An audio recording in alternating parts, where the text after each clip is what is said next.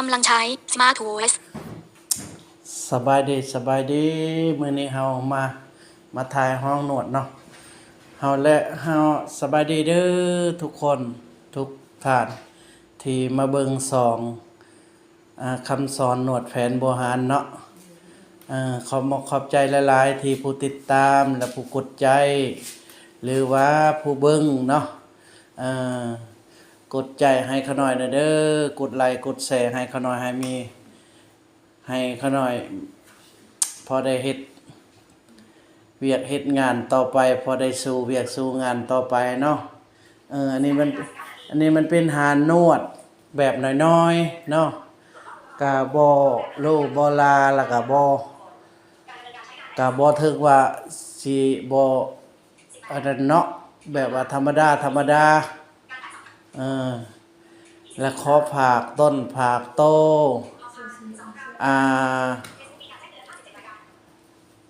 FC ทุกคนเนาะผู้เบิ่งผู้ติดตามขน้อยให้สุขภาพแข็งแรงเด้อหรืออยู่ในและต่างประเทศเนาะถ้าว่าหรือว่าทานแบบมาแต่ประเทศใดประเทศหนึ่งหรือว่าต่างประเทศเนาะสิมาประเทศลาวแล้วหาหมองบีบหมองนวดให้ทานหันเบิ่งตามคิดเขาหน่อยลงนะมันมีเบอร์โทรขึ้นใต้คลิปหั่นแหละให้ของทานหันกดโทรทาง WhatsApp หรือว่าทางมือถือเนาะก็โทรได้ทางเขาหน่อยยินดีต้อนรับเดี๋ยวนี้ในเขาหน่อยอยู่ในห้องนวดแล้วแขกมีสมควรอยู่มื้อนี้เนาะเมียได้ซอง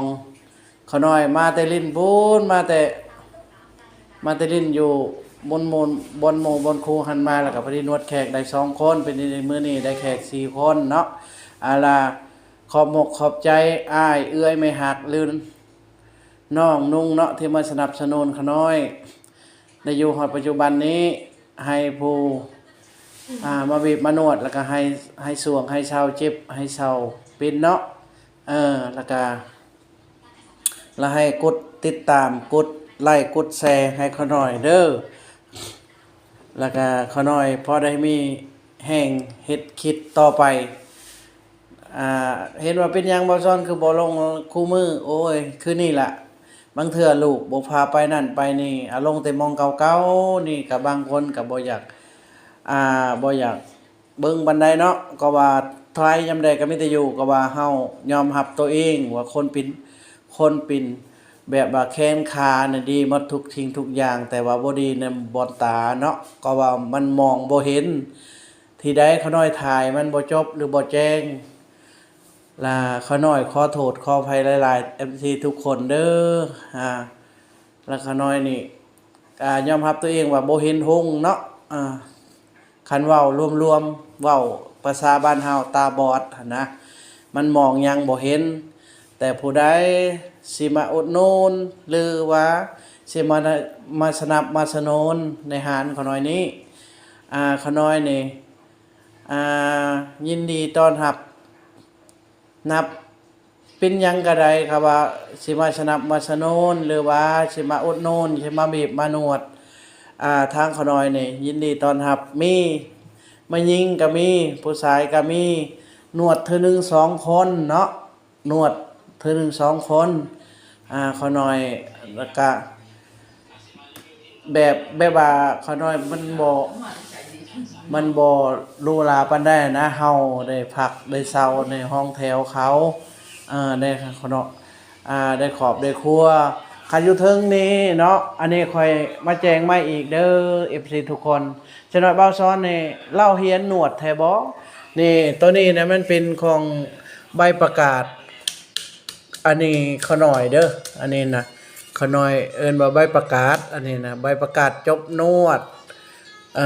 ทางครูบาอาจารย์ที่สอนมาผ่านนวดอย่างดีเนาะก็มีใบประกาศอย่างดีใบยั่งยืนนะใบตัวนี้มันเป็นใบกันทึงมอบให้เด้อที่เขาน้อยเฮ็ดเวียกผ่านมา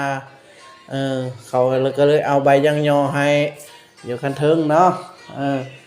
นะบัดนี้เฮามาเบิ่งอยู่ข้างนอกเนาะบัดนี้เฮาเบิ่งข้างในแล้วก็เฮาก็มาติดตามมาเบิ่งข้างนอกทางนอกมื้อนี้โอ้ยฝนตกน้อยหนึงเด้อพี่น้องเด้อฝนตกอยู่สวรรณเขตตอนนี้เนาะอันนี้มันเป็นบ่อนสถานที่เฮาเฮ็ดเวียกเนาะนี่มันเป็นบ่อนสถานที่เฮาเฮ็ดเวียกนี่ไผบ่ฮู้เนาะให้มาตามไผแดงเนาะ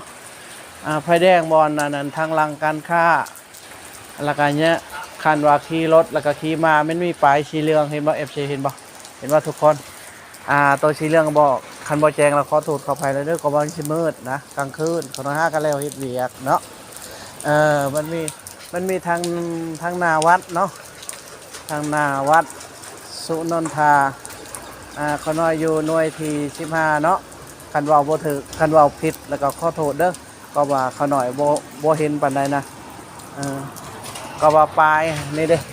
FC เห็นบ่แจ้งบ่นี่ปลายนะปลายเฮือนเขาน้อยพักเขาน้อยชาวแต่มันเป็นห้องแถวเด้อทุกคนอันนี้มันเป็นหานยิบเครื่องเนาะทางนี้มันหานยิบเครื่องทางนาบางคนก็มายิบเครื่องนำดาวนี้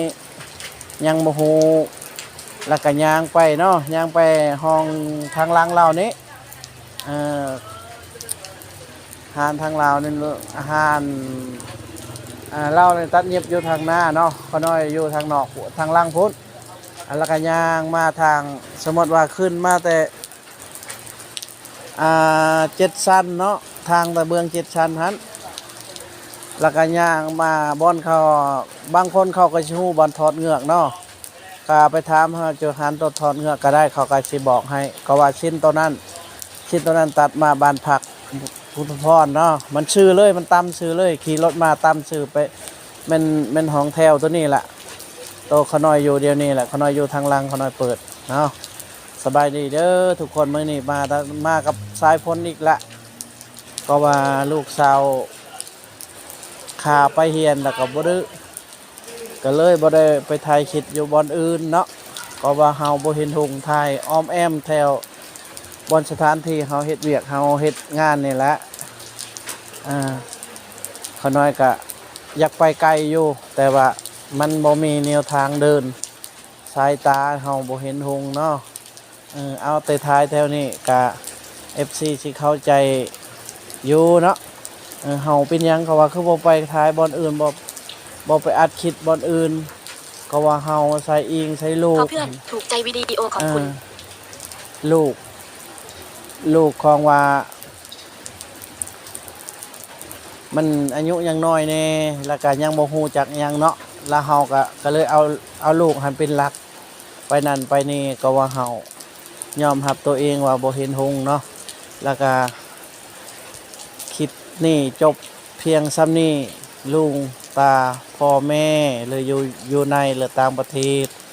แล้วก็สิมาสนับมาสนุนหรือสิมาอุดหนุนหรือว่าแนวใดแนวหนึ่งสมมติว่าอย่ามาบีบมานวดมาเจ็บเส้นเจ็บเอ็นบ่สบายนะในต้นในโตแบบว่าอยากนวดน้ำเฮาก็เชิญมาขอหน่อยเบาซ้อนก็ยินดีต้อนรับ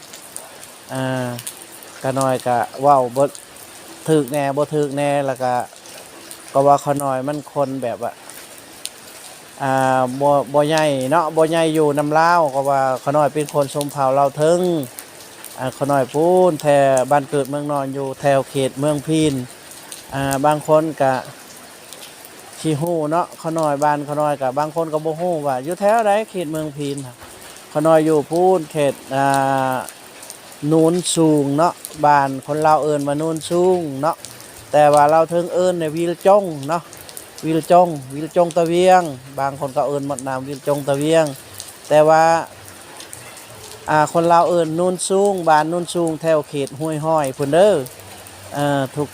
ทานแถวนั้นและบ้านเกิดเมืองนอนเขาหน่อยทางเข้าบ้านหันทางเล็กเก้าเนาะเข้าไปมีชื่อเอิ้นว่าบ้านวังบวงแล้วก็เลี้ยว เฮาขึ้นมาแต่สวรรค์เนาะเฮาขึ้นมาแต่สวรรค์แล้วก็เลี้ยวไปเบื้องขวามืออ่าเข้าไปในๆพุ่นละคันว่านั้นน่ะเป็นบ้านเกิดเมืองนอนเขาน้อยอยู่พุ่นแต่ว่าเดี๋ยวนี้เนี่ยบ้านเกิดอันเดี๋ยวนี้เนี่ยบ้านพักบ้านเช่าเนาะบ้านบ่อนเฮาเฮ็ดเวียกเฮ็ดงานเฮาก็อยู่โดนบัดนี้อยู่บัดนี้แล้วก็อยู่น้ำพี่น้ำน้องน้ำเอื้อยน้ำอ้ายที่มาสนับสนุนมาอุดหนุนแต่ผ่านมาฮอดปัจจุบันนี้ขอให้พี่น้องเนาะลุงตาเอาขอให้อยู่ดีมีแห้งเด้อให้สุขภาพแข็งแรงมื้อนี้เป็นมานำสายพลอีกแล้วพี่น้องเอ้ยให้อยู่ดีมีแห้งเด้อคลิปนี้พอถ้าเชื่อมนี่เด้อขอน้อยกับบ่เว้าหลายแล้วก็บ่ถ่ายดนเนาะขอบใจหลายๆ